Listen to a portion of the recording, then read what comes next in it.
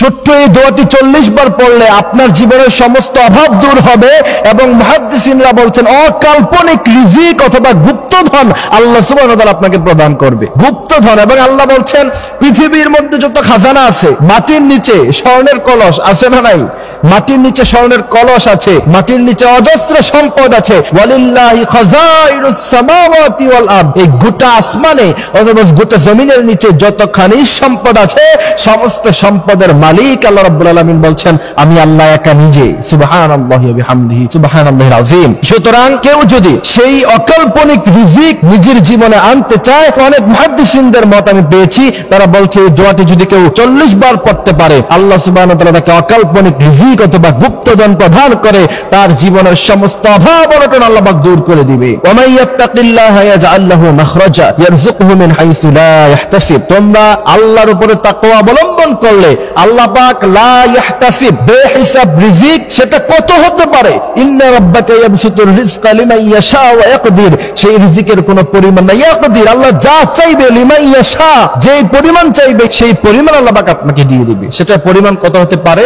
রব যত বড় তার পরিমাণও তত বড় হয়ে যাবে। সুবহানাল্লাহি ওয়া বিহামদিহি সুবহানাল্লাহিল আযীম। তবে এই ছোট্ট দোয়াটা আমি আপনাদেরকে বলে দিচ্ছি, এই দোয়াটা পড়ার টাইম হলো ফজরের আযানের পরে সাথে সাথে মসজিদে আসতে হবে। ফজরের সুন্নাত পড়ার পরে, ফজরের নামাজ পড়ার আগে 40 বার পড়বেন ইয়া হাইয়্যু ইয়া কাইয়্যুম লা ইলাহা ইল্লা আনতা বিরহমাতিকা আস্তাগীস। আমি আবারো বলছি দোয়াটি, ইয়া হাইয়্যু ইয়া কাইয়্যুম লা ইলাহা ইল্লা আনতা বিরহমাতিকা আস্তাগীস। আপনি বিশ্বাসের সাথে যদি আপনি দোয়াটি পড়তে পারেন, আপনি অল্প কিছুদিন আমল করে দেখেন যে আপনার জীবনে উন্নতি হচ্ছে কিনা। তবে সেই উন্নতি পাওয়ার জন্য হারাম খাওয়া আপনাকে ছেড়ে দিতে হবে আজীবনের জন্য। আপনি হারামও খাচ্ছেন, দোয়াও করছেন, আল্লাহ পাক সেই দোয়া কখনো কবুল করবে না। অনেকেই বলে যে হুজুর আপনাদের দেয়া অনেক আমল করি কিন্তু কাজ হয় না। আপনাকে আগে দেখতে হবে আপনি 5 ওয়াক্ত নামাজ পড়ছেন কিনা, আপনি হালাল খাচ্ছেন কিনা, আপনি অন্যের হক মেরে খাচ্ছেন কিনা, এই সব কিছুগুলো দেখতে হবে। আপনি যদি অন্যের হক মেরে খান তাহলে তা আপনার দোয়া আল্লাহ সুবহানাহু ওয়া তাআলা কখনো কবুল করবে না। এটাও তো একটা মূল পয়েন্টের মধ্যে অন্তর্ভুক্ত হয়। এই জন্য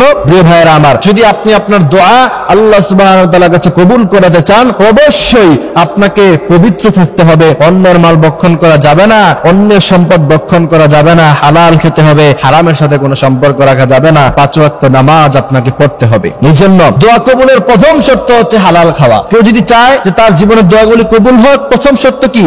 হালাল খাওয়া, নামাজ পড়া, হারাম থেকে বেঁচে থাকা। এবার আসেন, দোয়া আল্লাহ সুবহানাহু ওয়া তাআলা কবুল করে। বিশ্বনবী বলছেন আল্লাহ সুবহানাহু ওয়া তাআলার কাছে যখন তার কোনো বান্দা দোয়া করে আল্লাহ বলেন উস্তুজিব, দোয়া কবুল। যখন কেউ গাড়ি চায় আল্লাহ বলেন উস্তুজিব, দোয়া কবুল। কেউ যখন বাড়ি চায় আল্লাহ বলেন উস্তুজিব, দোয়া কবুল। কিন্তু সব দোয়ার ফল আল্লাহ পাক দুনিয়াতে দেয় না, কিছু দোয়ার ফল আখিরাতের জন্য আল্লাহ পাক রেখে দেয়। কিয়ামতের বিভীষিকাময় দৃশ্যে মানুষেরা যখন হয়রান হয়ে যাবে, আল্লাহ পাক তার এমন অসংখ্য বান্দাকে ডেকে এনে বলবে যে বান্দা যাও, তুমি যে দুনিয়ায় দোয়া করেছিলে, গাড়ি বাড়ি চেয়েছিলে, তা দেই নাই, আজকে তোমাকে আমি আল্লাহ বিনা হিসাবে জান্নাত দিয়ে দিলাম। সুবহানাল্লাহি বিহামদিহি সুবহানাল্লাহিল আযীম। আল্লাহ পাক আমাদেরকে এই কথাগুলি বোঝার এবং এই আমলগুলি করার তৌফিক আল্লাহ আমাদেরকে দান করুক, বলেন আমিন।